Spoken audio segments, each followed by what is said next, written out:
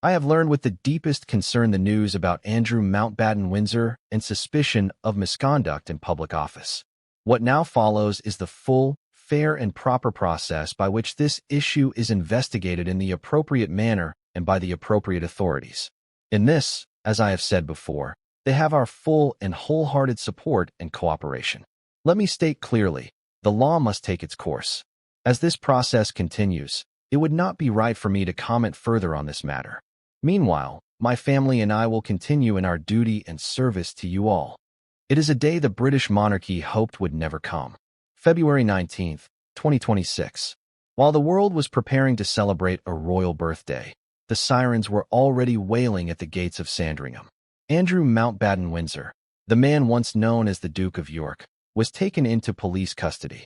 Within hours, King Charles III broke his silence with a statement that sent shockwaves through the Commonwealth. No, dear brother. No, your Royal Highness.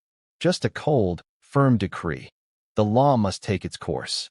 Today, we're breaking down the most explosive royal scandal in centuries. Why did this happen now? How is the king trying to save the crown? And is this the final nail in the coffin for the House of Windsor's reputation? Let's dive in. So why today? Why his 66th birthday?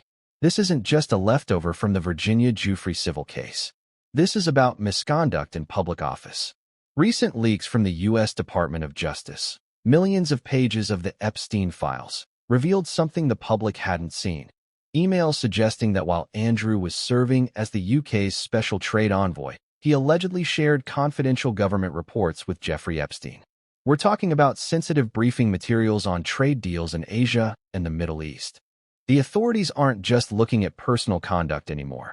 They are looking at a potential breach of national security and the abuse of a taxpayer-funded position. This transformed a family embarrassment into a criminal investigation. Look at the wording of the king's statement. It is a masterpiece of legal distancing. He refers to his brother not by title, but as Andrew Mountbatten Windsor. Charles stated he has learned with the deepest concern about the news. By saying the law must take its course, he is effectively cutting the safety net. In the past, the palace might have worked behind the scenes to smooth things over. Not this time. Charles knows that to save the monarchy, he must sacrifice the man.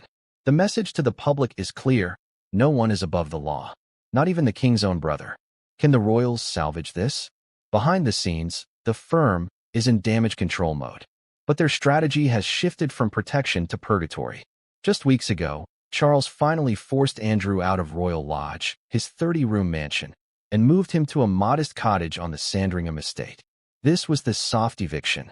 By stripping him of the prince title in late 2025, Charles began the process of turning Andrew into a private citizen. The royal strategy now is total transparency.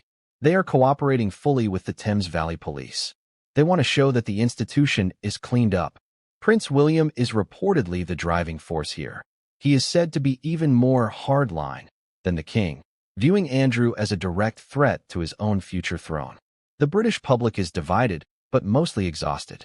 While some feel it's a tragedy for the late Queen's memory, a majority of polls show people want the king to go further, to remove Andrew from the line of succession entirely.